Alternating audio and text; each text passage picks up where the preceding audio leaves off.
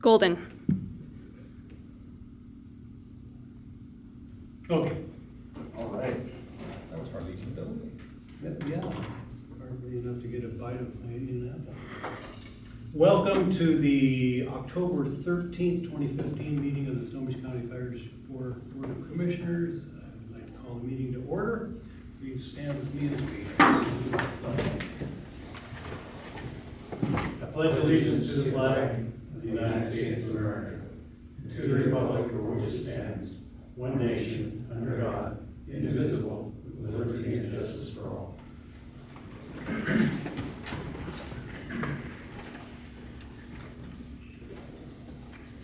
You know, there's not a comma between one nation and under God. It's supposed to be one nation, but everybody stops. It's one nation. It just sounds like the right way. Yeah, I know. Maybe they just forgot. They forgot the comma. They're running low on ink that day. Okay. A scrivener. We're gonna leave Well, a the comma. scribes, That's what I mean. they got lazy. Exactly. Let the record show that all three commissioners are here. Does anyone have any requested changes to the agenda order? Oh, no.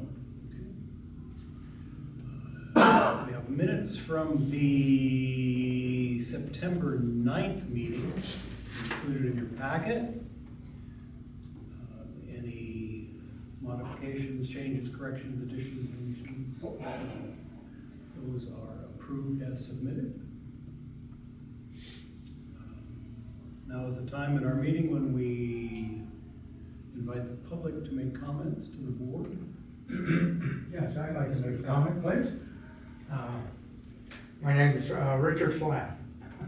Gotta make sure it gets on there. On September 23rd, I filed a complaint with the Public Disclosure Commissioner against Evan Merritt. And I did that because his signs that he had put out for running for public office did not have a sponsor listed on them. And that was something that had been changed within the last couple of years. So I had to go and be very diligent about that.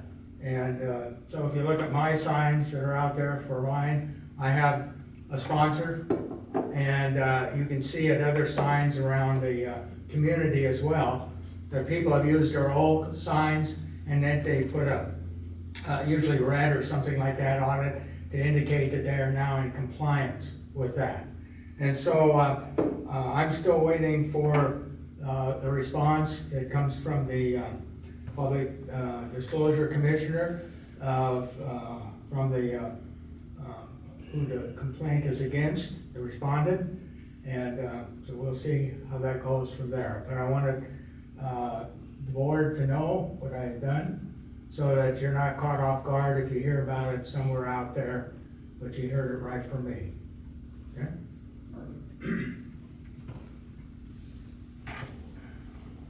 Thank you. Oh, and just one other thing, if you don't mind. The Tribune has asked us who are running for fire commissioner to put in a response to them so they can put it in the paper. And they had a deadline earlier this month, and I was able to meet that deadline.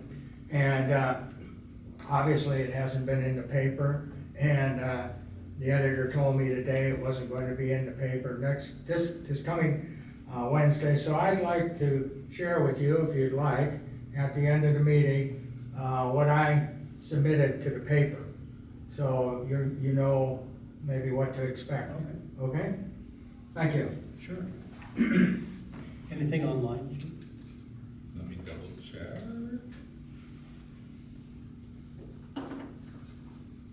Nope, nothing online.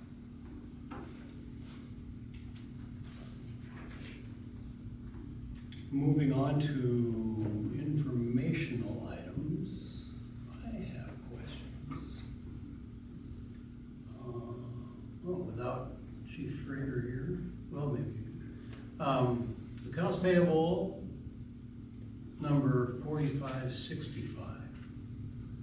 Looking down the left-hand side, that's the number I chose to use. It's to the UW Oh, Jason. for 2850. What was So, that? that is training related. BC Osborne, signed up and was selected to participate in the UW Executive, Oh, educational program. It's a Okay. 2-year program. Okay. So that was tuition due for this year for him to be part of that Got it. program. I tried to veto it, but they wouldn't. I seconded the veto. Oh. It didn't work. Yeah. All right. That just caught my eye. Civic campus payments. Looks like one came in from the city for 200 and something thousand. Are you on that, accounts receivable now? Oh, maybe. Just making sure. Yeah, 243. Yeah. Yep.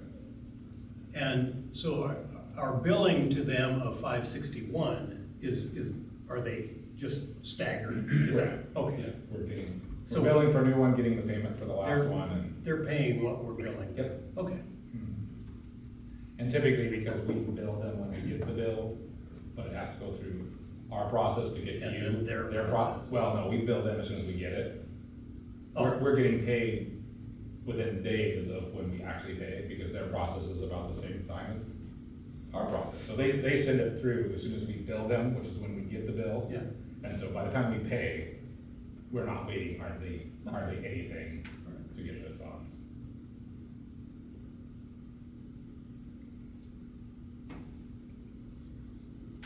And I had two of them also. Age 25, Reed Middleton, for 19,000. What does that cover? That's the survey for Station 42. Okay, okay.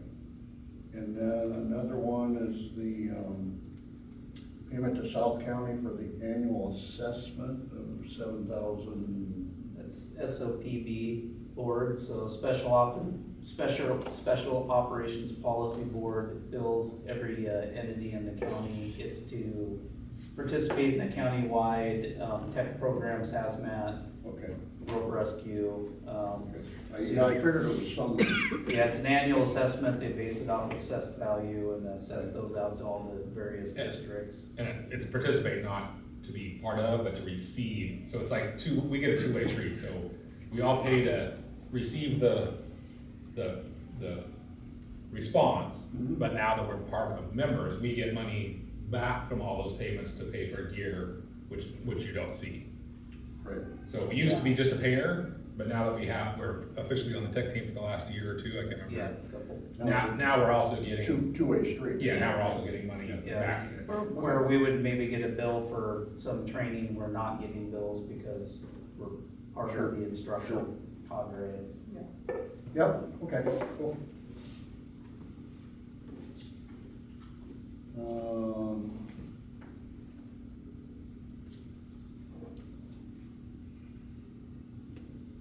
And then the only other one that I saw, that I actually talked to the individual was for Garrett for his ride-along for Tacoma for his per diem.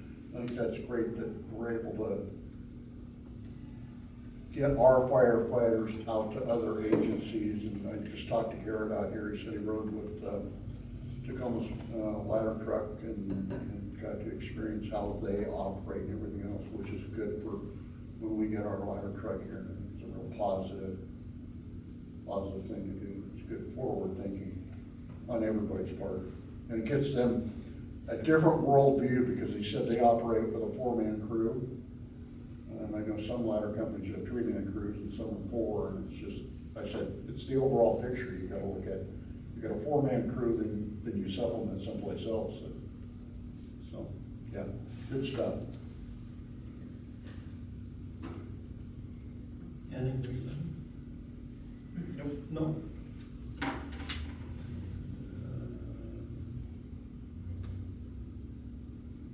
Then the accounts payable and receivable, payroll are all approved as presented.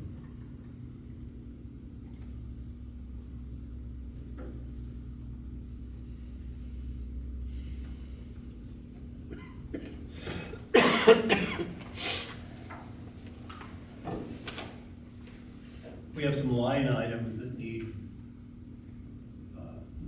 tending to. Chief Rader's not here, you Yeah. want to capsulize it? You know, we all knew that last year was a tight year, and so it was hard for us to get everything right. So we want to move some things around.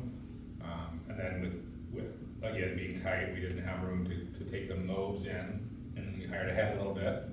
So those things are the general reasons why, but the kind of the bottom line is we're not really taking money out. We're moving money around of the operational items, and then the money that's going into the wage and benefit items comes from all that mowed revenue that we didn't also budget that we were gonna get. We're pulling out of revenue that we never expected to have to make up for those expenses we never expected to have, so there's really no way to budget for mows. Right. It's just the way it works, and so, I feel pretty good that we stayed within our means, we just didn't always get the line items right, which is hard. To try to anticipate those. Correct, every single, where we're gonna spend money on every single line, item, especially when we're trying to get it down to the very razor. Penny, exactly, so that we could get those, that dedicated union. The $2,250,000 that we took out of general reserves, where did the lion's share of that go? Was that into wage? So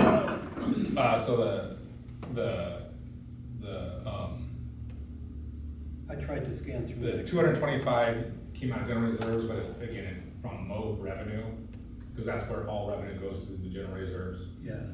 And so most of it went into, the various benefits. To backfill all. Correct, and then some of the higher end, right, so it's kind of two things going on, but most of it's mow, and that's why we pulled it out of that mow revenue, so we got in, Understood. it's down at the bottom, we brought in. I was chasing around right now. We brought in, let me find it, sorry, we brought in $355,000 over in mow revenue, and it's actually gone up, because there's some not in here. And so out of the $355,000 of revenue that we didn't expect, we're gonna take 225 of that, so the general fund is still net 100,000.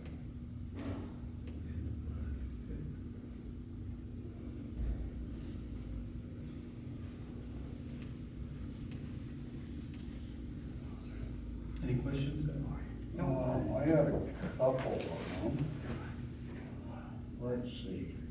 Line item 3170, substance. See, that one was really low. It was allocated $3,500 and we only spent $1,100. Do we provide any food substance or anything for the crews if they're out on a extended long call? Let's say you have a house fire and you're there for 6 hours. Are we giving the crews substance while they're out there? We can, and that's one of those things that we don't know, right? So I don't think last year we had any, but other times we have, just depends what it is. The chiefs will just go buy something and the battalion chief has money, and then that would come out of that. So meetings, those. Right. We're also trying to stock the chaplains better, but yes, that's where that would come out of. And I know last year we didn't have any that needed it. But, you know. Yeah, I just want to make sure that we're not, you know, like pinching pennies or whatever that, you know, or saving the time to go get stuff, because sometimes that can be, you know, just an extra effort and stuff. I want to make sure that we're making sure that we're providing the people nutrition if they need it while they're out there for extended calls, so. That one, okay. And then, the commissioners, payments or pays was, what was that one? Budgeted $7,500, and we've only spent $3,200. I know Want a that. raise? No, well, what I was gonna say, I know that Brian spends a lot of time like on the county EMS commission. And then I think all of us have done other things. And I believe the way the law reads, that if we're doing stuff that the district's gonna benefit out of it, then the commissioners should receive pay for that. Is that correct, how that? Yep. Yes. You just have to, when you come to the meeting, you have to tell me, so that I Okay. can log it, so that we can track. Well, I just wanna make sure So I that think- we all are doing Yeah. that, so that, There is something, and I can't brag that, Mary, that you're supposed to, like an hour or two, there's something, like if you read an email for 5 minutes, that doesn't count, but Right, right, there is but some you're- benchmark that says you know, if you like- do this, that counts, yeah, okay, yeah. okay. So I just wanna make sure that we're not, shorting ourselves, and like I say, I know Brian spends a lot of time on the county EMS stuff and other things, so. I agree. Good. Want to make sure that we're all doing it the right way. Okay. I'm curious about, on some of these, there is a specific comment about, if you subtracted something from a line item in that subtract column, then there's a comment that says, well, where did it go? But then when you get down into apparatus and equipment and training, we're subtracting money there, but where did that Oh, go? yeah. So the notes on the slide aren't where I meant, it's why we had plus or minus. So some of it was pretty clear. Oh. So it's not really where it's going, right? Because we just lump it all together and say all these subtractions equal all these. So let's just take the top one, clothing and uniform. The reason it's 4,000, why we need to put 4,000 into it is because we had more new hires than we thought, so we had to spend more money on more people than we thought. So it's not where it went, that's why we did it. The $2,000 in janitor service, we don't do janitor service anymore, we clean the facilities ourselves, so we didn't spend any of the 2,000. So that notes why we didn't spend $2,000. And I didn't do them on all of them, because some of them are either really, really obvious, or a bunch of small things we can't explain why. Most of the ones you notice, I didn't tell you why we had extra money. The janitor one was very specific, because that line item will not show up in the 2026 budget, right? So I wanted to note, we had an extra $2,000, and that's going away because we don't do that anymore. But mostly what I did is I noted why we were short money and why we needed to add money. Because I figured you were more curious about why we needed to add money or not, as curious as why we had extra money. Okay. Does that make sense? Yeah, I was just going from the first one, salaries and reimbursement, where, Yeah, that one we did it that way, because it was. is it, you can follow the arrows and see where it goes. Correct. And it's, But the rest of them aren't as Aren't. clear. no, I did those for those top ones, because we're talking big dollars, right? We're talking $450,000, and the other however many lines added up to 89,000. And so there's really no way to, of the many lines to say it came from here and went to there, because it would get pretty difficult, right? Because the line that we had to add 20,000 might have came from 15 different lines, 1,000 here, 2,000 there, 900,000 there. What was that movie? Where they're all sitting around the table in the White House and see, well, now, see, we got $3 out of that one. Sorry. So I was trying to be more clear with you with the really big number, No, 120, 225,000. Sorry, could have made that more clear. Okay.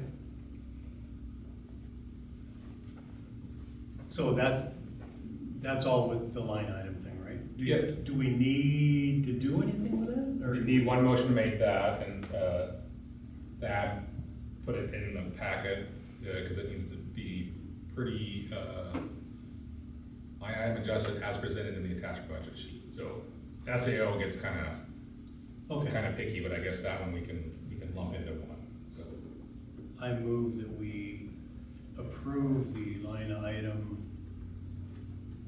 adjustments I'll as second. presented in the packet. All in favor? Aye.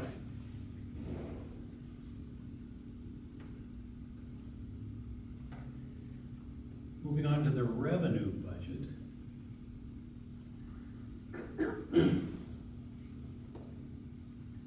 So, revenue, we have the first sheet is the levy options like we always do. You'll see the EMS levy is a little different because the year that we do the levy lid lift, it calculates different, it just has to do it in the levy lid lift. And then just as a side note, we don't have to do a resolution for the first year, so there's only one resolution this year, and there's often two.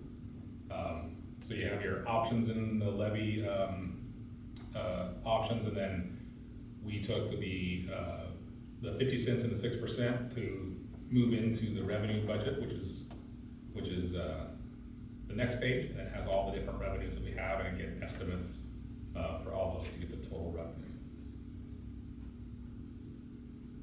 Any questions?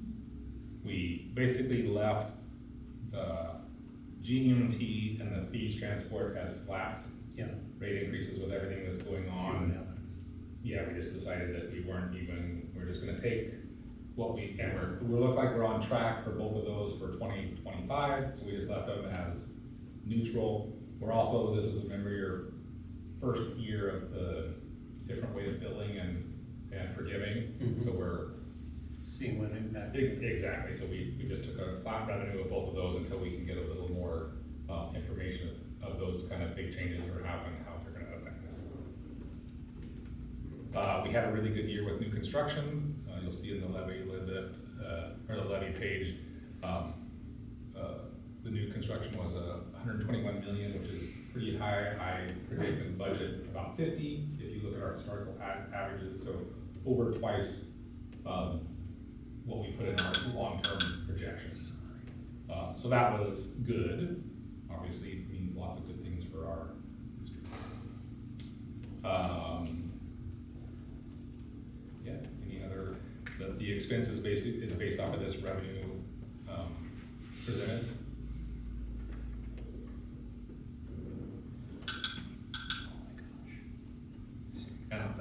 And this is the preliminary numbers from the county. We will get a final number, and so I would suggest that we do not, even if you wanted to adopt this at this meeting, because if so far since I've been here, I don't think they've ever changed, but I would assume the reason they give you a preliminary and a final is they've changed for somebody at some time. So we should wait for the November meeting to make sure that the revenue numbers don't change, and obviously the expense is based on revenue. Historically, have they been right the first time? Yes, I've never seen it change, but like I said, it must have happened somewhere somehow, or they wouldn't send it out twice. Twice. Yeah, I was gonna recommend that we not take action on this until November anyway, just to give us, more time to, look at it. And then perhaps at our retreat, if there's anything, we can dive into it a little deeper. Sure, yep. And then you see the ordinance, the draft ordinance, and the levy certification, which would be the two documents we have to Right. turn back into the county by the end of November. Okay. I did have questions on,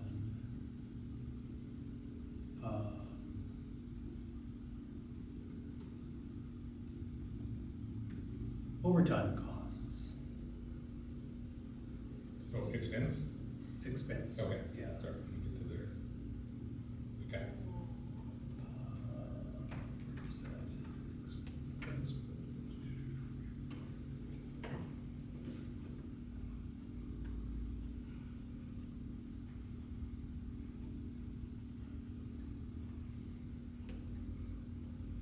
Where is it? Page 44. That helps.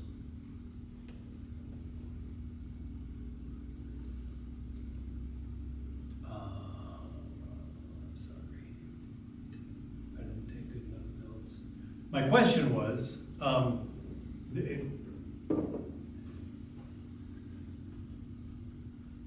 we went from 17,000 to 10,000, right? So the difference of $7,000. What's our, am am I not in the right place? I don't think so. 17 to 10. In overtime? Well, oh, you know what, it might be clear down in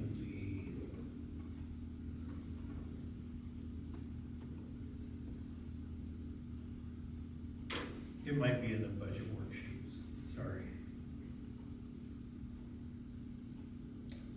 God. So in the. Oh, and it's not money, it's hours. Yeah. So the dedicated units added 17,000 hours. Not just that, so they're reducing their database by 48 hours. So there were several things. Yeah, so each person's working 48 hours less than regular time, which means we have to, the only way to backfill that is either with hiring people or overtime, so that plus the dedicated unit. Again, these are just estimates, when Yeah. we're trying to. Yeah. Leaves and injuries, we take, averages of what we average over time, right? This year, Jason has been a pretty good injury year, right? Long-term injuries? Yes. Yes.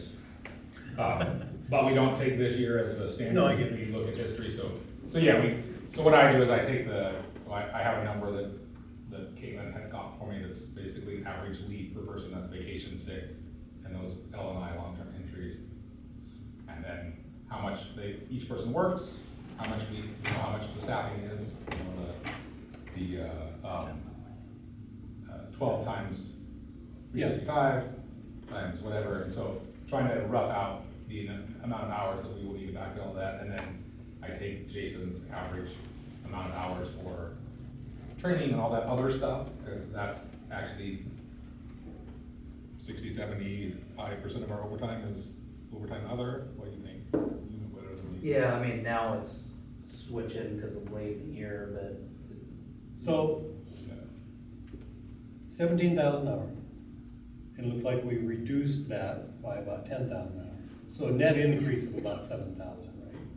What is our normal, if there is such a thing, year to year?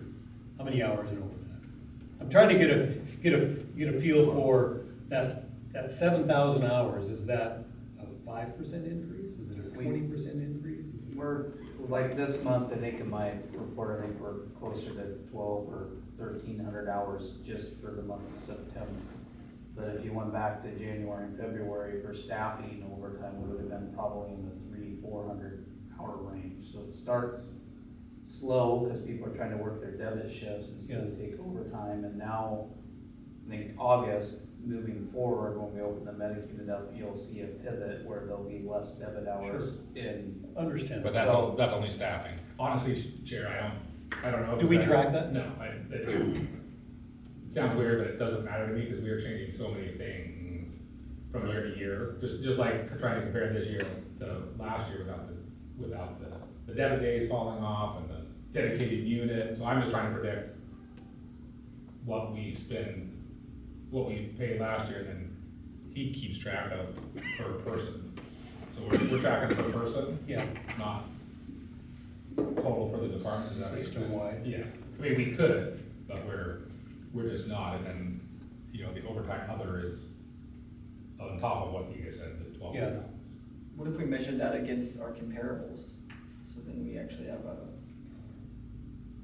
Well, where I was going with that is, and we've had the conversation about, I think, at least Chief Hawkins and I, and I think we have too, about at what point in time does all of this overtime trigger, oh, we should hire people, rather than spend all that money on overtime. So I'm trying to see if we have a historical run of, in 2018, we spent 10,000 hours in overtime, and it's gone progressively up since then, and now we're at, that's where I was so trying if to you- get to. It gets there the same way, and I'll get to yours in a second, Evan, but if you look at, that's why I give you the numbers, so you go back to that page 44 of the packet.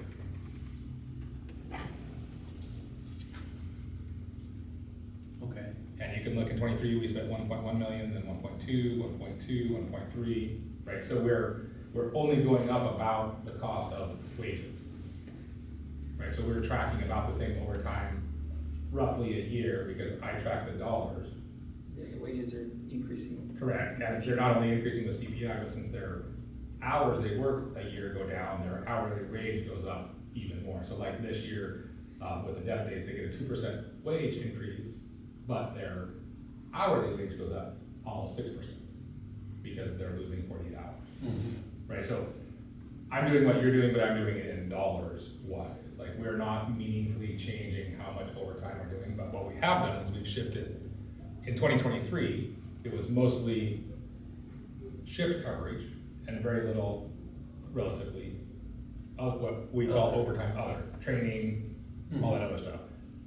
We have kept the overtime about the same, and we've shifted it from less shift coverage and more overtime other. Comparables is really hard, Evan, just like, I was just at some training with Granite Falls guy. They've had total, department-wide, of shift coverage, 48 hours of overtime this year. How is that possible? But I guess, But Yeah. that would the comparable be not, a district is roughly the same size and roughly the same budget? Well, Would there be more of a comparable? what I'm saying is every department is drastically different philosophy. Yeah, you'd have to look at the whole. That's what I mean, is it would be hard, you'd have to look at almost every department and get a mean, that's what I mean, like some departments, example, when I first started working, I got one overtime every 18 months. And that same department now is getting 4 overtime shifts a month, because the chief changed and the philosophy of the chief changed.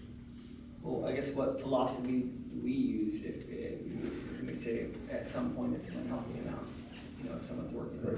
2, 3, or 4 overtimes, We're- 5 overtimes in a month, I mean, we all know that it's, you know, not safe, it's not safe for Correct. people to be. So what we have done is we put in the CBA, they can't work X amount of hours in a row, or X amount of time, and so we put the rules into that, and I would say he has the amount of shift overtime. We're, It's drastically, yeah, we're nowhere remotely close to what we were like the last few years in the 48-96, where some people were offered, you know, could work 8 overtime shifts in a month.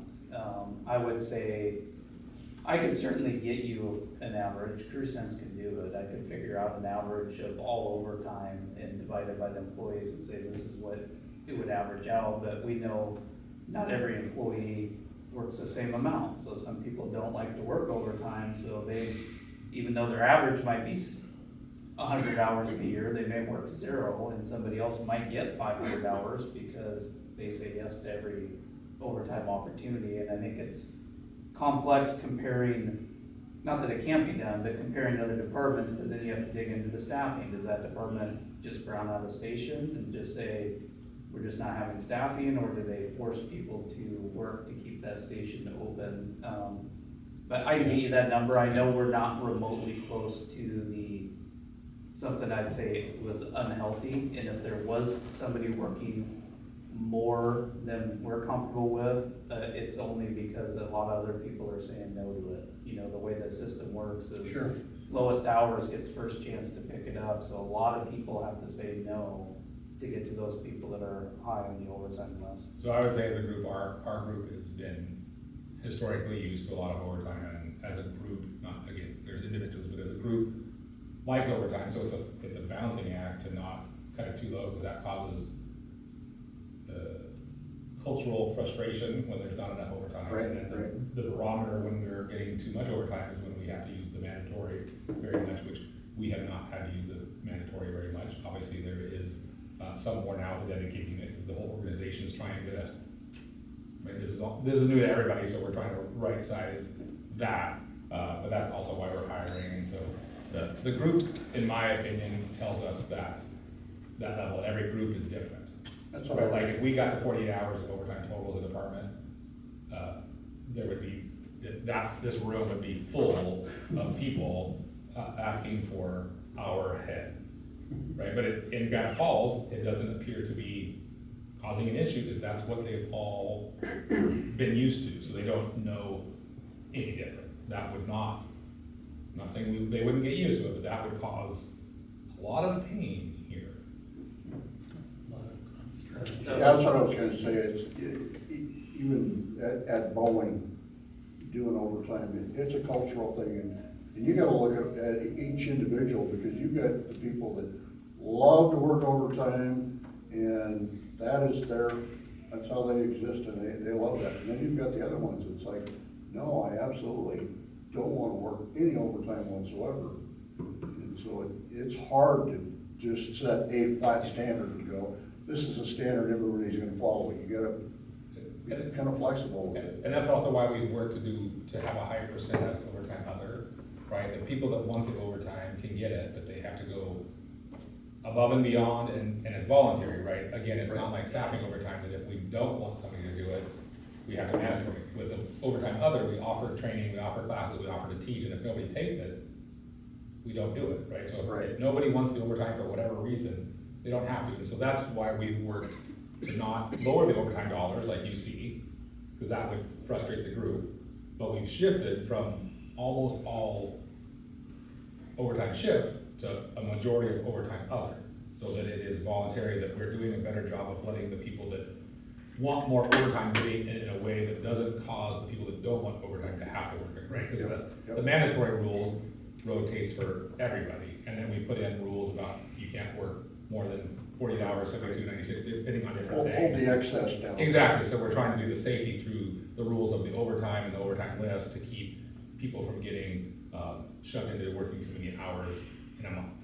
That's also why we've developed the drivers program and the acting officers program, so we have, the pools have also done, so not only have we lowered the shift overtime total, but we've increased the pool, not only the total number of employees, but the employees in every group. So no one group, the BCs are still the small group, but they also don't get a lot of overtime normally.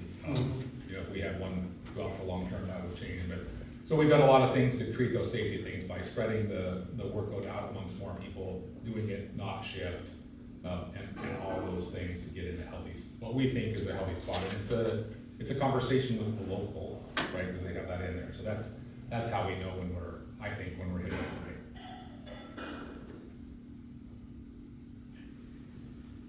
I would still like to see, I think Chief Hopkins had mentioned that he could probably pull up. Oh yeah, it's not hard, yeah. It'd be interesting to see operational overtime and other, to see what that split is. And then I would like to get a handle on if we're increasing it by 7,000 hours, what does that mean? Percentage wise. Yeah, we can do that again. I know, just, I can give you the it's dollar. in the money. Exactly. But you can't, can you extrapolate backwards from that? Yeah, Because that's how I figured out the money. So I figured out how many hours, and I put the dollar figure to it to get the money. Okay. So yes, I'm getting the same way. All right. That's why I put that in there. So I come up with a dollar figure by saying, I think there's gonna be this much overtime. And then I use historical averages for the overtime other, but we can still get you all that. I just don't have it off the top of my head, because I get to the same place in a different. Sure. Okay. Share. Yes, sir. Only if you would like. We just did a snapshot today, the last 2 months, so roughly the middle of August to now. And average was 30 hours a month amongst the group. So there were some that had 0 and some that had 96, but the average was. Per person? Per person was 30 hours. Times however many people. So, And is that shift? and that was just shift. Just shift overtime. overtime. It was just, yeah. Like I said, Jason gives you the shift overtime every month in his report. Yeah. So it's always about give or take 1,000 each. It doesn't seem like that much, It's not. No? but the dollars seem like a lot more than just 30 hours. Well, because you got that whole Yeah. overtime Yeah. other, sending Yeah. people to training and backfill. Right. Okay. I have one other I'm done question. beating that horse. And, Let's beat this. but Come on. let's just, I want to go a little deeper since you asked it. So if you look at our overtime, so it shows we've spent 936,000. But we've only spent 635 for the district. Right, again, that other is no. we're down. We're down. The previous years, because it was over, well, $1 million. Correct, and that's where I was going, but you saw that we went over the wages, and this is another way to look at it, I use Move, it's all going in circles, right? That's 225,000. When I predicted the overtime last year, we weren't doing the higher heads, right? So I was predicting more overtime and less higher heads, and so we're under the overtime budget and we're over on the shift, like you're saying. It's the same amount of dollars, and the weird thing is when I started, the benefits were about 0.18. They are approaching 0.5. It's almost a wash, cost-wise.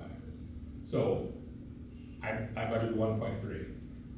Let's say, for whatever reason, we come to you and say, hey, let's hire an extra 3 people in July.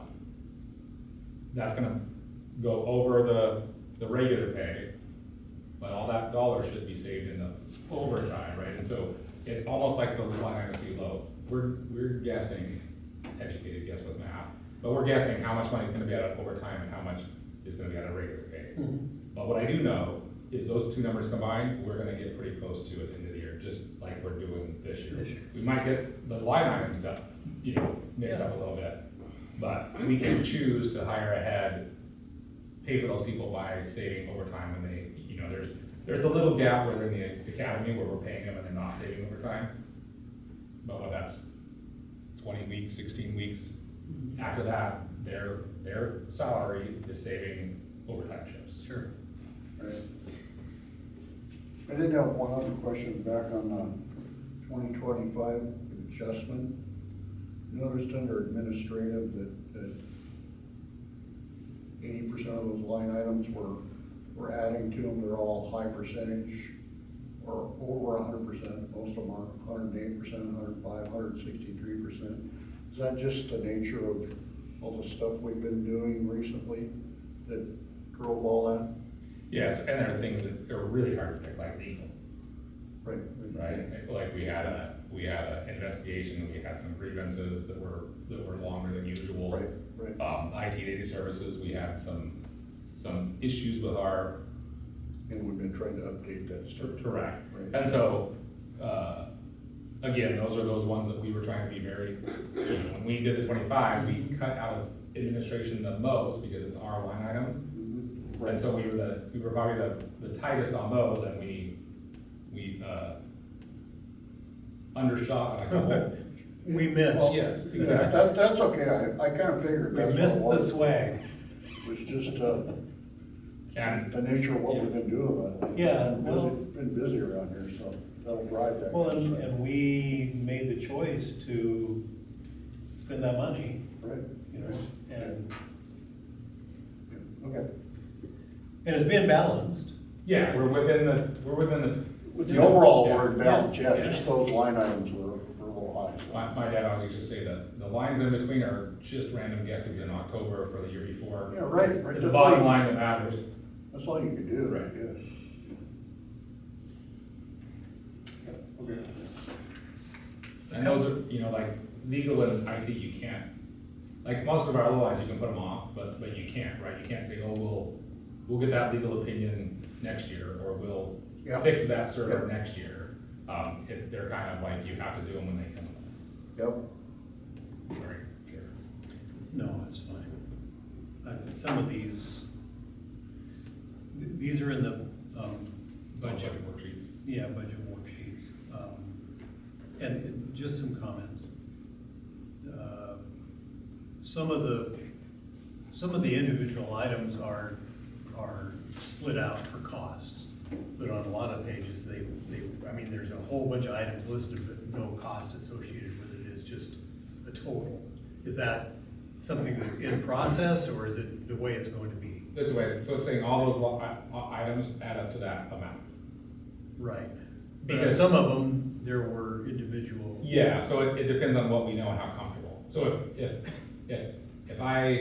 let's just use 4 things. If I tell you the cup and the apple and the coffee are all gonna be $5, and then the coffee ends up being 4 and the cup ends up being 6, we have to come back to you and ask to do that, right? But if we tell you these 3 things are gonna be $15, then it doesn't matter if that's 4, that's 6, and that's 5.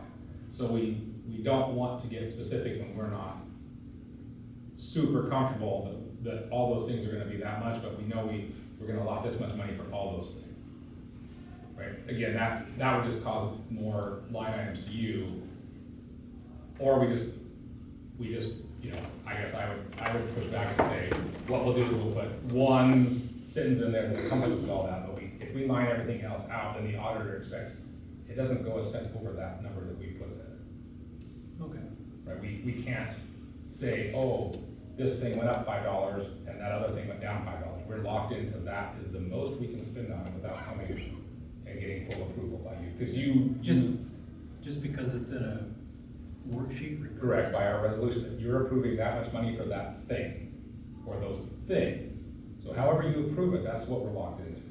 So if you approve 10,000 for these 4, that's what we're locked into. If you approve $5 for each thing, that's what we're locked into. Whatever you approve, however it's written in that worksheet is what we are locked into. $500 toilet seats, I see how it works. So we try to be, we're trying to give you enough information, but leave us enough flexibility to actually operate. Yeah, yeah. And I've ran into that with like fire tools, when I've tried to be specific and listed it out each line, and we get to the end of the year and somebody's like, hey, I want this, I'm like, ooh, I only have $200 on that line left. But the line above it, some hose appliance we didn't buy for $2,500, if I didn't specify it that way, I would have had the money in the line item. Yeah. But because I separated them I get it. out, But when we know, when we're confident, you know, and it's some things that we know we're gonna buy right away, and we already have the estimate, then we wanna be as specific as we can to you, but we also worry about, you know, Greg gets a estimate in October, we're not gonna buy it till July, there's nothing that guarantees that estimate is valid by July. Yeah. Yep. Yeah, especially if it is wrong. Correct, so we're trying to be as specific as possible without getting us into more work than we need to be.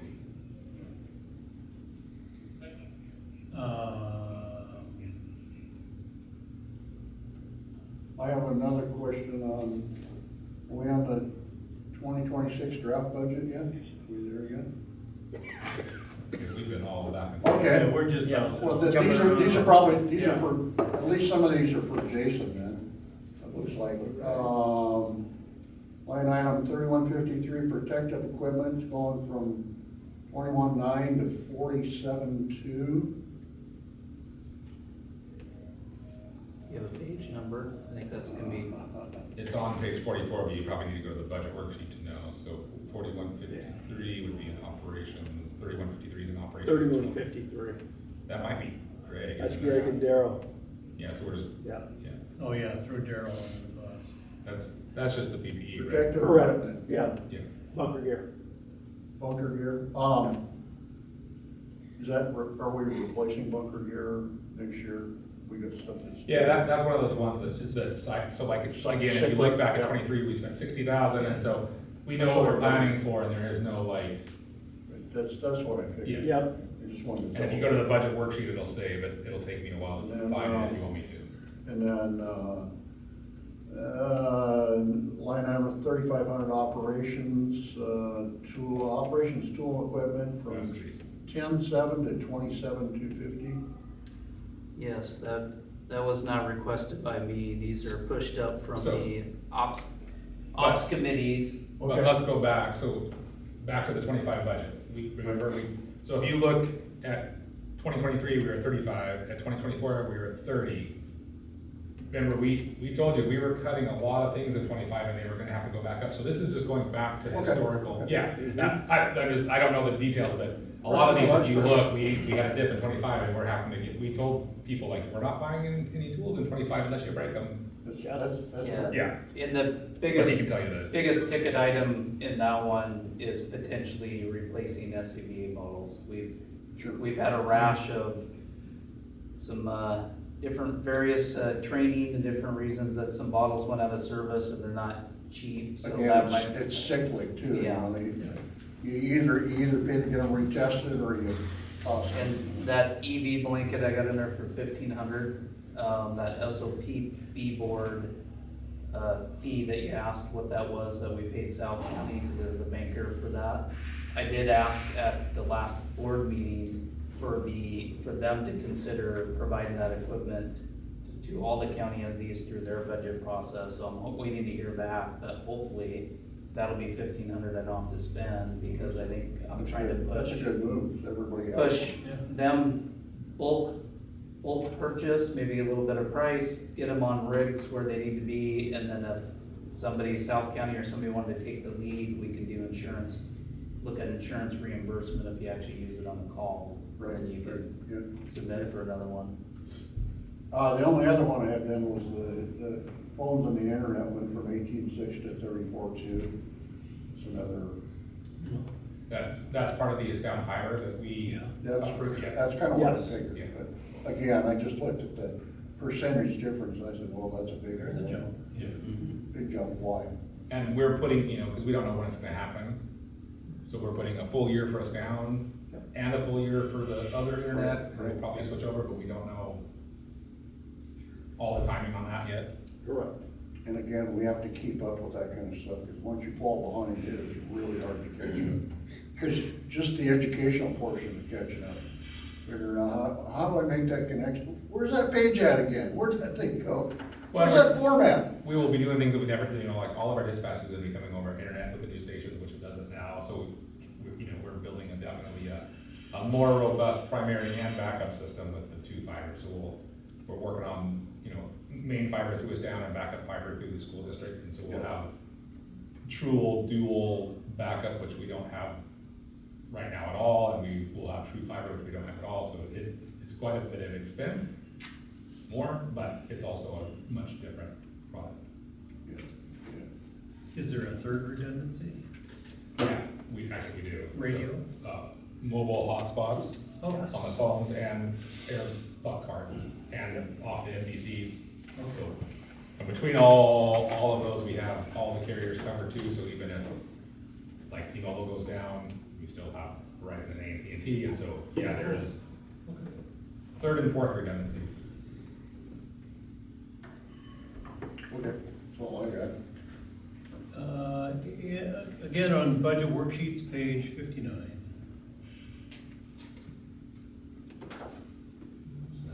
That's me. Yeah, I can answer that one. We let one of our part-timers go because of performance, but he gets to file, workers, what is it? Unemployment, yeah, they don't have a name for it, but yeah. And so that can predict the cost of that claim. Got it. So some of it will probably be in this year, that's one of the budget adjustments in your 2025 adjustment, and the rest we think is next year. Now paperwork could be gone, we could maybe miss this year's, and we would have to come to a budget adjustment for next year, but we think we're gonna pay some this year and some next year. Okay. And so those are those ones that we often budget a placeholder, $1,000 or $2,000, and then when we actually get one, if you can't predict those, then it goes way above that, but we don't wanna put much money in there as a placeholder, and then, most years we spend nothing out of it.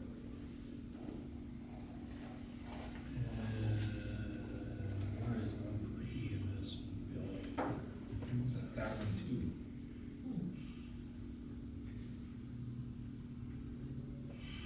It would be near the end.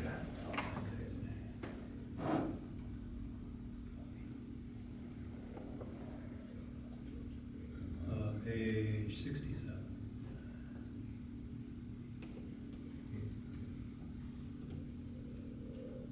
I don't understand the refund thing. I read that 2 or 3 times and I still can't get my Yeah. head wrapped around it. So they come to you, they used to come to you, you'll see them they call those questions every time, and Thad's gonna be better at explaining it than again. But every so often, we have to refund back a payment. And it's usually where, let's say we charge we basically charge you for it, Charge me for the ride. the ride. And then maybe we charge somehow you have private insurance and Medicare, or we charged the wrong one, or it was right when you were switching over, so the insurance company paid, but then you were actually in the Medicare and they paid, or we sent you a bill and you paid, but it was really your insurance. So we got the money, or we shouldn't get the money, and then we have to give it back, right? So it's. Well, we got too much money. Exactly, we got too much money for whatever reason, and it usually has to do with insurance and coverage, but we think it's one way and it ends up being another way, and so we have to give it back. Or it's considered out of network, and they make the person pay, and then they go and say, whoa, whoa, whoa, whoa. It actually is in network, we should have paid. Or I got a rider that says that, yeah, I'm covered Right, regardless. but my question then is 3 years back? Yes, it usually takes that long. Or- And yeah. why do they allow it to happen in the first? You would think that a billing company that's been in the business for billing EMS stuff would know Medicare and insurance inside out. Well, typically is when, it's typically not the billing company's fault, it's usually the person or their insurance company. Right, so like, the best example is the insurance company says it's out of network. You have to pay, and we give them the collection notice, and you just decide to pay, but you fight with your insurance company and then get it, like, oh, we weren't supposed to pay.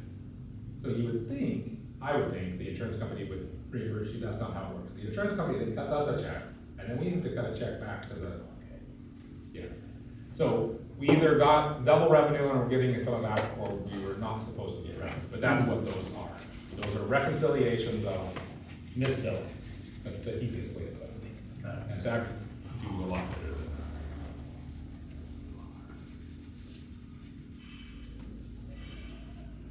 Okay, I'm searching for this one. Maybe it'll, Chief Osborne, maybe if I say this, it'll just pop into your head. Posts at Station 41.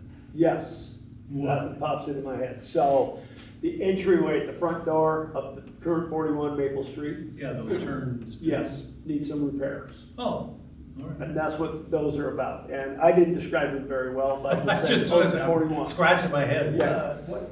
I'm thinking, okay, are they post out in the parking lot? or- Nope, they're the two Are they connected posting to the online? station. Yeah. See, I thought they were just standing out there a century. I didn't Yes, know. right out in front of the front door on that station. Okay. Anything else on the budget? Yep. All right. No, I had to take a half-hour break between the control and budget stuff. I started to control those Yeah. numbers, and after a while, I said, oh, I gotta stop. Yeah, That's a lot. I had to take a break and go to the crap table. It's all came back less. Came back with money in my pocket, then I felt pretty good. Anyway, moving on. Youth Fire Centers, ILA, is that where we are? Yep, I think, Yes. We are. like 90% sure that. And I'm all for that. It's what a great idea. Do you guys have any questions or anything? What's the, I just barely looked at that one. What kind of impact does the youth fire setting have for us? I mean, how often do we see it? We have never used it since I've been here, and I don't know that any of the historic can recall using it that I have. I can't. It is, but back to the WSRB, so we've kind of had since I've been here, we've had an oral agreement with South County to do that. Right. Right. But when WSRB came last time, they didn't appreciate my oral agreement, and so I haven't really worried about it because Sure.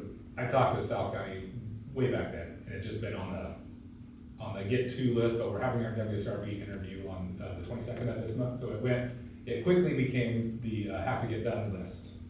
But no, there's almost no impact, because it's so rare, but it is a nationally recognized program that Yeah. WSRB actually for what we're doing is relatively a lot of work or points for no work.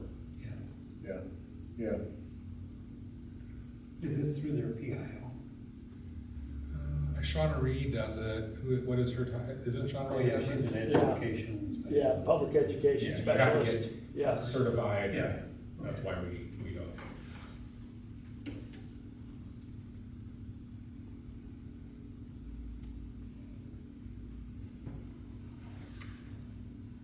I just need a motion to allow me to. I move Your name's to, wrong, so Our names on it, yeah.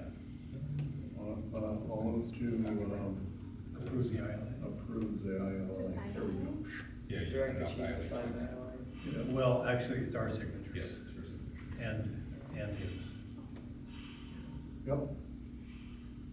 I second that. Any discussion? All in favor? Aye.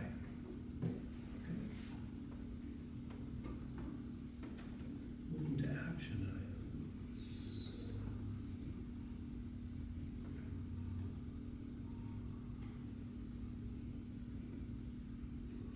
We put together a letter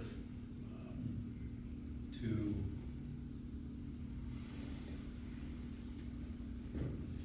kind of tell the department where we are with regard to road consolidations.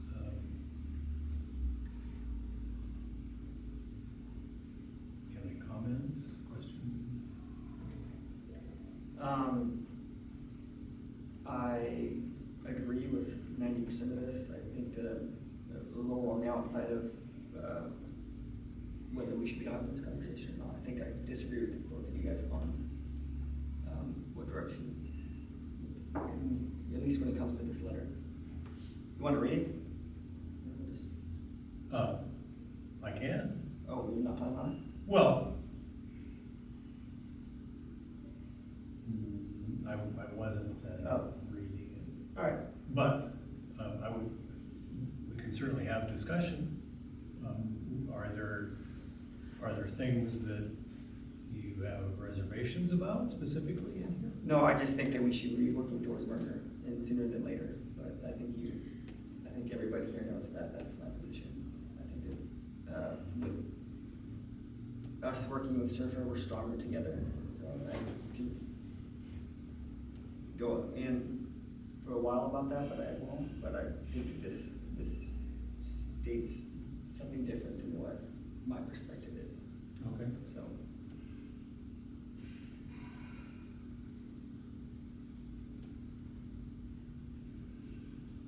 So I guess the question then is, do we, No, I mean, if both of you guys agree with this, then that's the majority of the board, so it's just fine. it is, and I understand that legally, technically. Yep. I mean, like I said, I agree with pretty much everything. You work really hard, and I think that, as a whole, that we're doing a very phenomenal job. I just think that we should be going in a different direction when it comes to. Do you think we should be more aggressive towards that? Yes, I think that as a whole, where we could be in 5 years versus us standing alone, making decisions like this. I think that, Okay. and that doesn't, this letter does not reflect that. I think that this letter more reflects that we're going in this direction by ourselves, and if we can work with our partners, we will. So. Well, the intent of the letter, as I remember the conversation, was to clarify the difference between working together in a sense to do whatever we can do as a combined team to reduce costs and functions, things like that, to make it easier, was to clarify where we were going. And I think it does that part very well.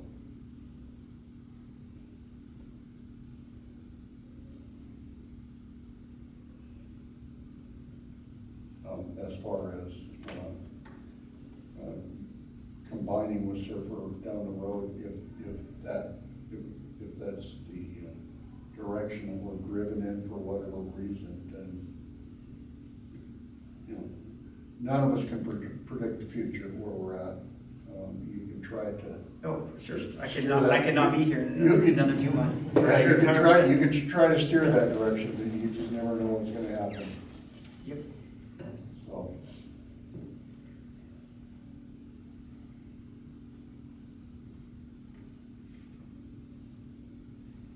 What would you like to do, Mr. Erickson? I am happy with it, the way it's formatted. I don't have an issue with it at all. I understand where that's coming from.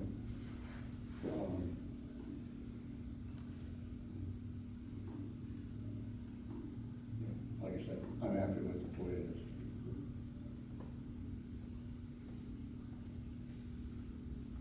Evan, if you were gonna reformat that letter, how would you reformat it?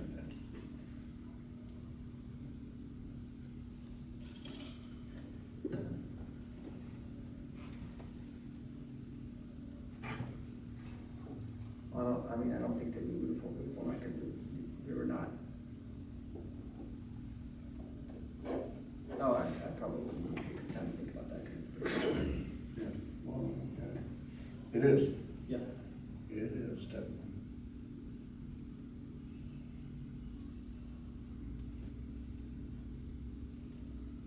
Do you want to table this?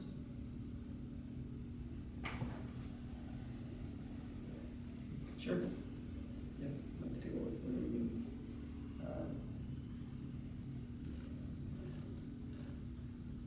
That's some further discussion. Yes. Yeah, in the interest of hearing all sides, that's a fair thing to do. We'll table this until a further future date. And then what I would say then, Evan, think about how you would reformat that.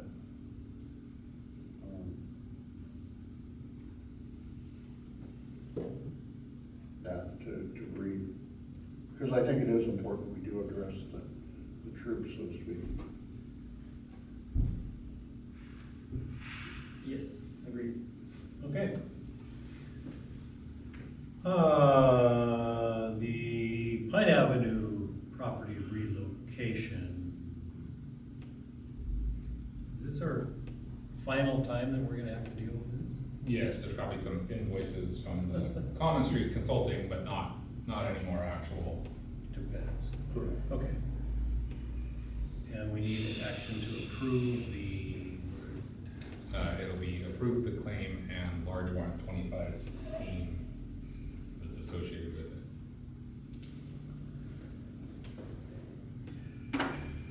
Any discussion? Nope. And this is all within everything that was budgeted, right? I mean, yeah, Yes. pretty much. So I move that we approve the claim and approve large warrant number 2516. I'll second the motion. Any further discussion? All in favor? Aye. Aye. Get that off our plate.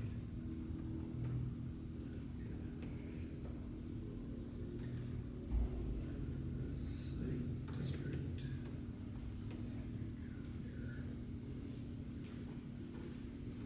I have some questions about.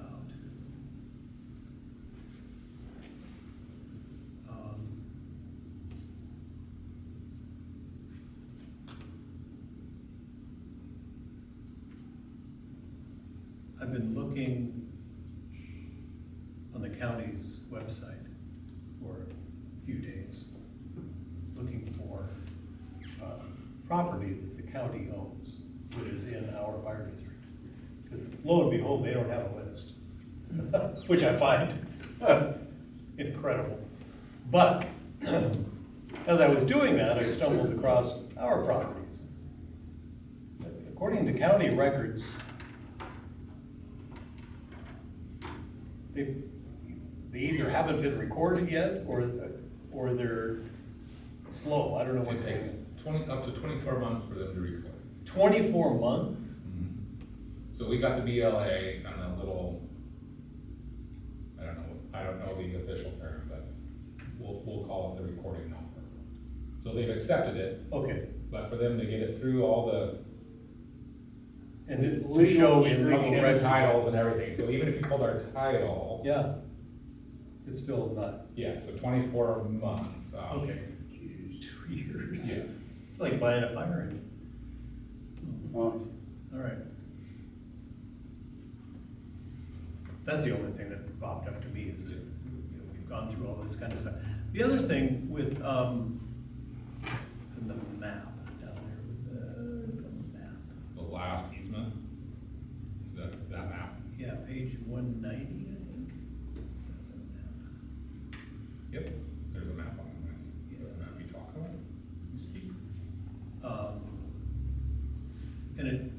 And it's that area of, kind of the western part of the existing parking lot, right? This is the one, there should be another map of the other one. Another map, it showed it on the map I saw.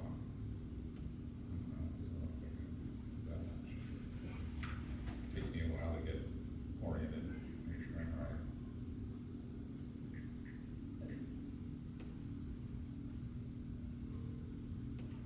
Okay, there's another map on 198, okay, so you have to take the two together. On 198. Yeah, so the 191 is, go back to that one, so the 191 is basically to get the property split 50-50, we're taking like a big chunk of this parking lot up here. Right. And then we're giving them an easement to park on that parking lot back, because we won't use it, so we'll be all on the lower level. Okay. In exchange, that other easement on page 198, they're giving us an easement to use the green strip in front of our approach as our approach. So the green strip will come out and be pavement. So we get to use the land out west that we need to be able to stay down there as one level. They get to park up here on land that we don't need because we got land where we wanted out west. That's kind of the two easements, how they go together. Got it.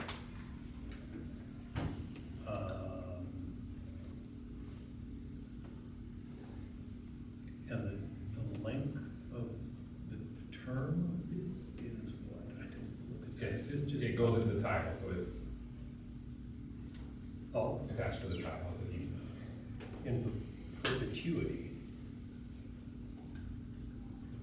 So if we ever wanted to put a auxiliary building there of some kind, we never could. Just like they can't decide to move the sidewalk over onto the western part that we need. So that's what I mean, that's why they go together. Because we basically, we're allowed to, we're able to ship the station west because of their property, which saves us some money not having to excavate whatever it is, 20 feet into the bank.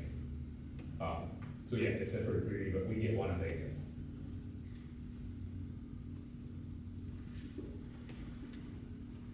So if we undo this, so I'll put it this way, we can't undo this and maintain, I don't even know what we do, because we couldn't build it the way we were designed, which means we can't get building permits, we've entered into an agreement with GenCap, I don't know how all that would trickle out, I'm not saying we can't, but it would cause the tidal wave. serious problems, yeah, because it is, the building is designed to use that front, meaning if we take away the easement on the back, they can then take away the easement on that front. So we don't need the back, but we need the front, we don't get the front without them getting the back. Right. Yep. And same with us, I couldn't build a station assuming that chunk of property could go away back to the city, so we had to get ours for Got it. forever too. And we also could use this up here parking, so it's not that we can't use it, but like I said, we couldn't build a building. I'm not sure it would be big enough to build though, but I haven't really looked at that. Yeah. Probably not with setbacks and stuff. Right. All right. And then if we build a building, we have to have parking for that building. It was a small building with Yeah. a couple of parking spots. So yeah, that's why these two easements are Tied together. tied together. Right. I had a question about the maps that were included with this. I noticed there was a street listed on it, Elm. Mhm. Was that vacated when, it was already vacated, so it shouldn't have been on there? These are maps done by the surveyors, so I can't tell you whether it should and shouldn't. I'm assuming since it got through the surveyor, Okay. our legal department, the city's legal department. My assumption is it should be on there, because I'm not the expert, but yeah, the surveyors drew it all up, the surveyors wrote the easements, Okay. and it went through Schnur and through Gildner and Associates for the city, so everybody's, and I probably put it in my executive, the city council on the 7th approved all these, so they're approved on the city side to sign. So, I don't know the ramifications, I just know a lot of that I've worked on, you'll see the plot map, the original plot maps in a lot of surveys, no matter what has changed, so, that's what I'm assuming. It's kind of like it's not a fire station, it's an engine company building. Mhm. Yeah, that, It got put in the title back in 1890, and it's gonna be there forever. forever. Yep. Need a motion, gentlemen, to approve this.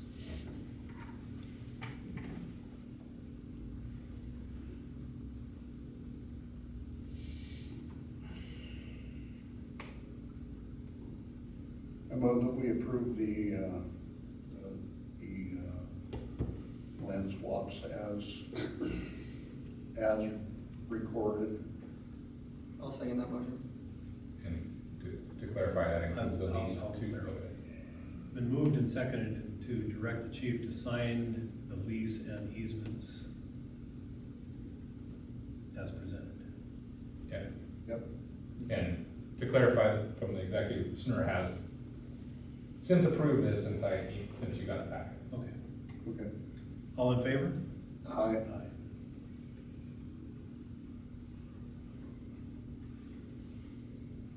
We have a couple of large warrants.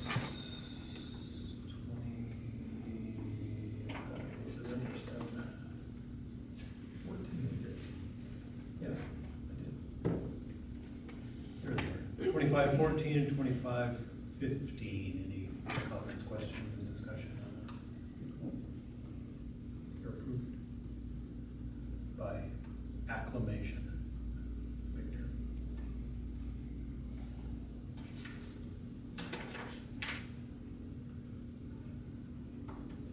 What do you find gentlemen have to share with us this evening? Well, as you know, there's excitement in the air. I put down a lot of the stuff that we've been doing. For me specifically is safety in the fire program. We're wrapping up year 3. We had our second LNI visit. And the LNI inspector that came out under the fire program said, I want to go to one of your outlying stations and I'd like to talk to your crew. And I said, okay. I said, I know Ellen, I can come in here and talk to our crew. Yeah. So we went to station 42. So did you drive him to staging in Chelan? Here we are. Here we are. Look at that. Here's our crew. We actually went to station 42. I stayed back. Apparently they had a great conversation. They looked at our apparatus. Didn't necessarily care about the fire station, but talked to them about some basic operations, policies, procedures, in the apparatus. She seemed extremely happy and said, you know, our ergonomics division is going to be doing this thing. It takes off in October. So they talked to the crew talked about doing rig checks. They came down here, took some pictures, and last week they did an article, Washington State Occupational, on our district. Just a very small blurb about a cart that the crews are using to help them do rig checks. So for ergonomics, don't have to take a bunch of equipment off, set it down onto the ground, do their check, pick it back up, they put it on the cart. We were the first district the first article that came out, and then they said this kind of goes into it'll be a slightly expanded version that goes nationwide to OSHA for ergonomics year. I guess it goes on for 9 to 12 months, different things. Yeah. So we got to do that. Crews seem to have fun with it, and they're very happy with what we're doing so far. And 2026 will be year 4 of the fire program, and then we start all over. It's a 4-year program currently until the state legislature potentially makes it a permanent program, and then we'll go back into it. So that was pretty exciting on that end of it. That's very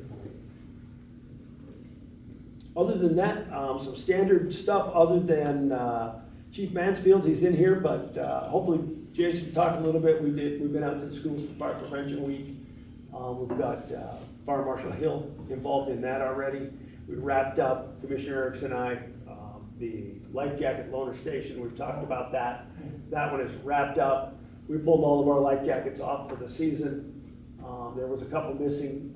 I made a quick trip down a couple days after that, and somebody had come and put a whole bunch of life jackets on it themselves.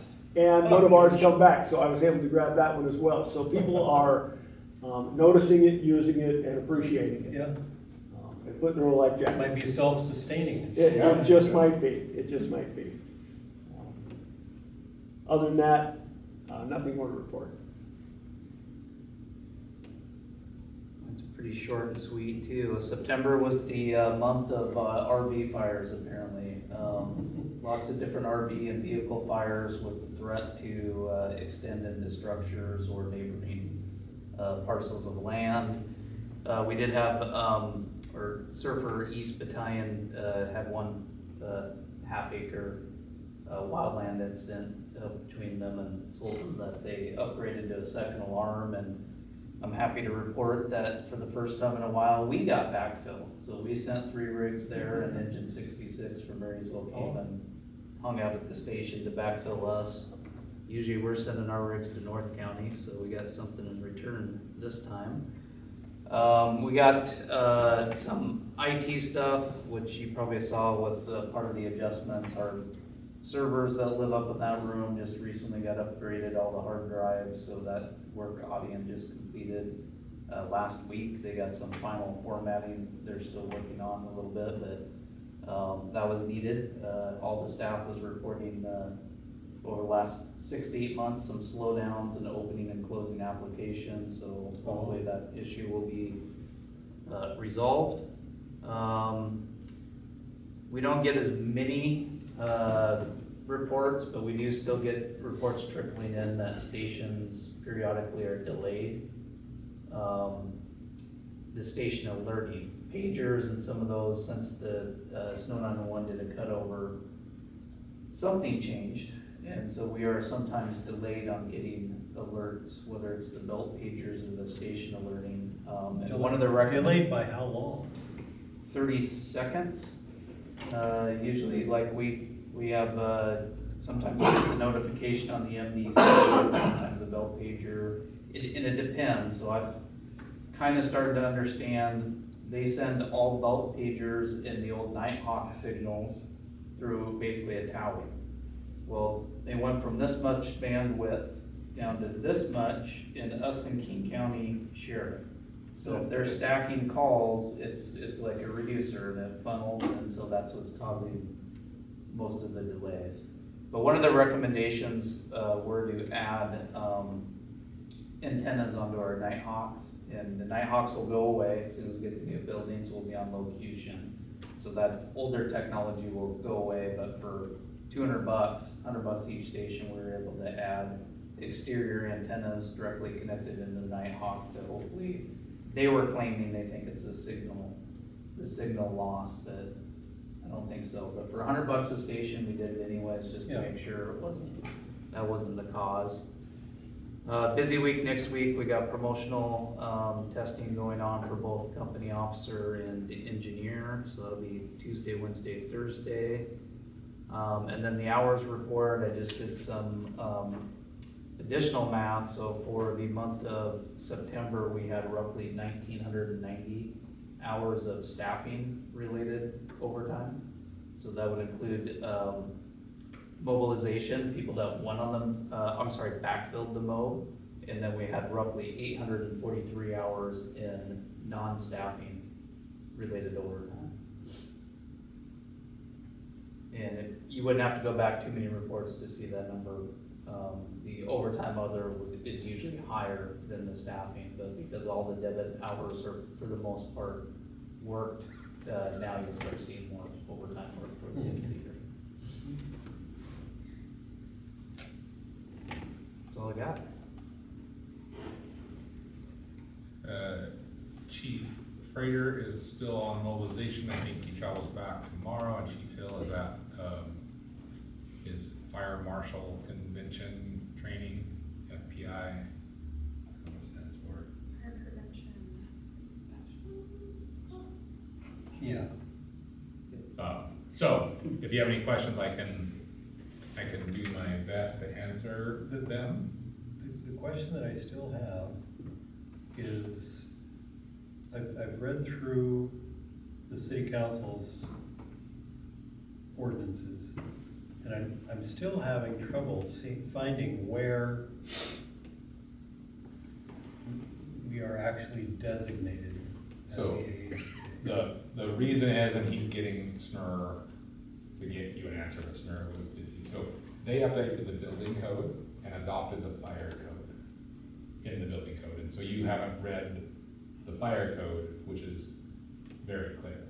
So by making DJ because they updated their ordinance, right? Yes. Their ordinance is mostly building code stuff. But in there, they say DJ is the fire official. So that triggers him being in I charge missed of that. all of the fire code. Yeah, so that's why everything went through. That's in there somewhere? Yeah, that's where they went through and split out, right? So it used to just say, if you read through it, you'll see where it said building/fire official, Yes.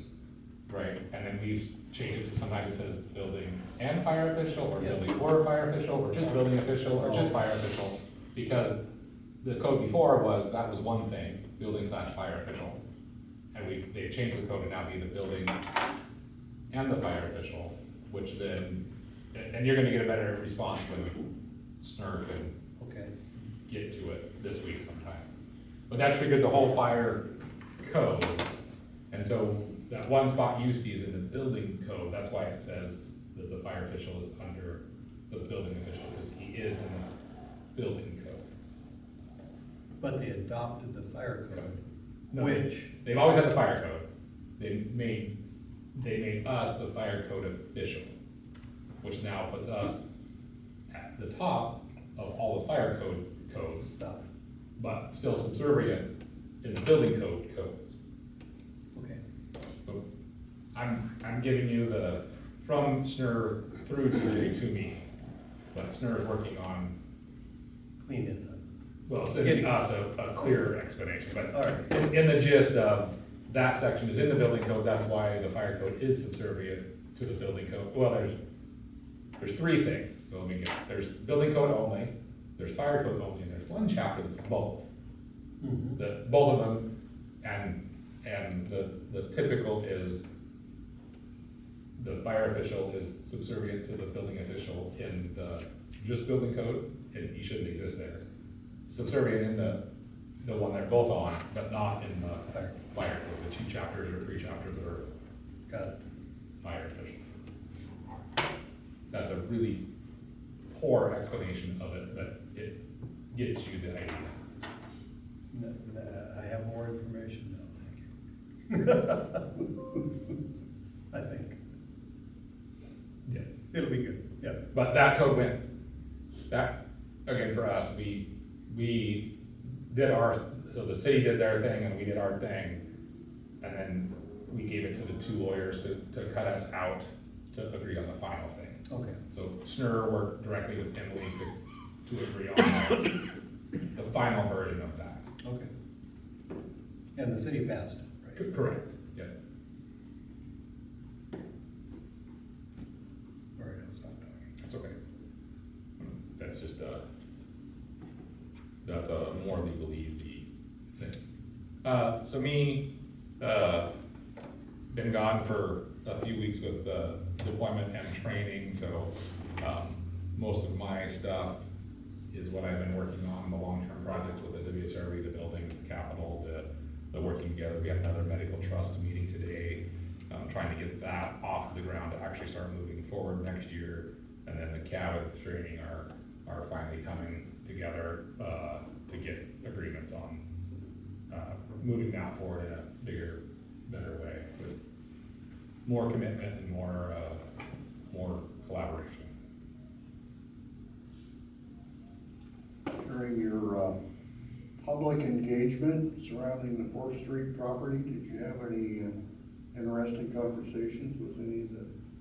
No, everybody that we talked to was super happy. Can't remember if Evans Renner answered the door or not, but, you know, the business owner on the corner, and then everybody else is renters, the one, on Third, and then the homeowner, the actual owner, they don't live there anymore, but the owner of the one on Fourth was actually happened to just be there. Mm-hmm. So we talked to them, but, you know, and his property is probably getting disturbed the most. We have to take out a fence and put it back and all, but nobody said one negative thing. They were just happy that it was going on and happy that, the scenery is changing. So, no. Good. All the sewers are switched over there. You know, so the biggest interruptions over there are all done with, and so there should be very little impact to them now. I think in the next 2 weeks, the sidewalks will get poured.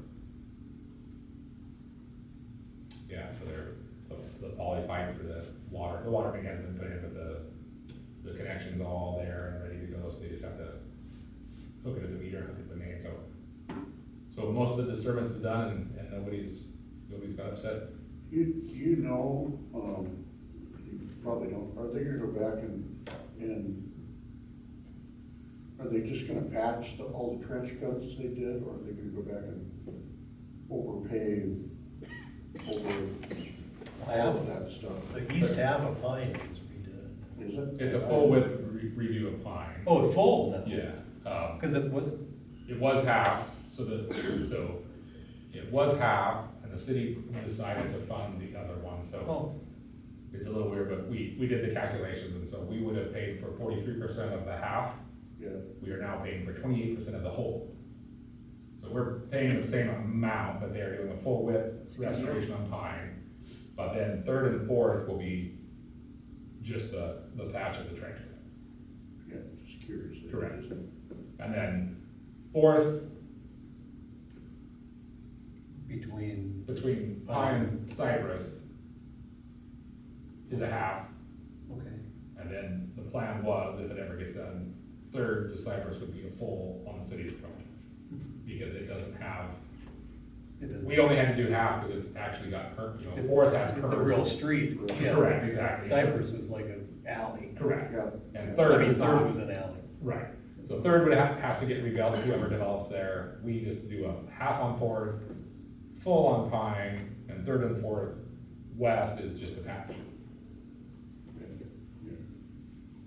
I just hate it when they do the trench cuts. And some asphalters are really good at the way they repair that stuff. They do an excellent job. Other guys, it's just like, you fill the hole, I call it good. Well, we're doing full intersections, right? So even at Third and Fourth, it goes back a little ways into Third and Fourth, because it's all four corner intersections at those, so, but, I don't know the number, but 10 feet into Third all the way back to Maple is just patch and work. Yep.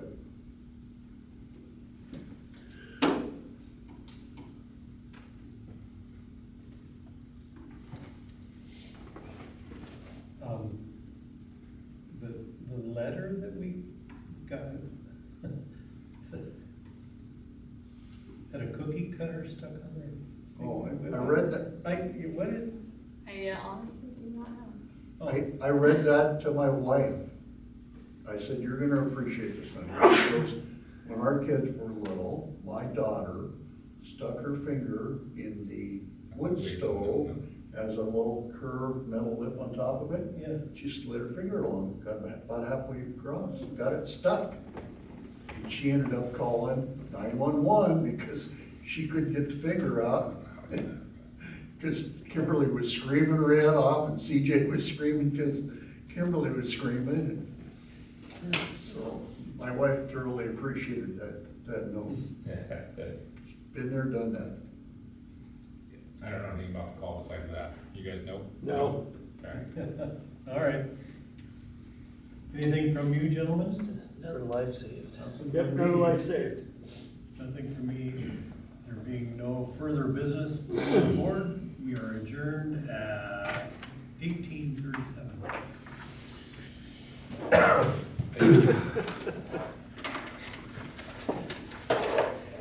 Thanks, Quinn.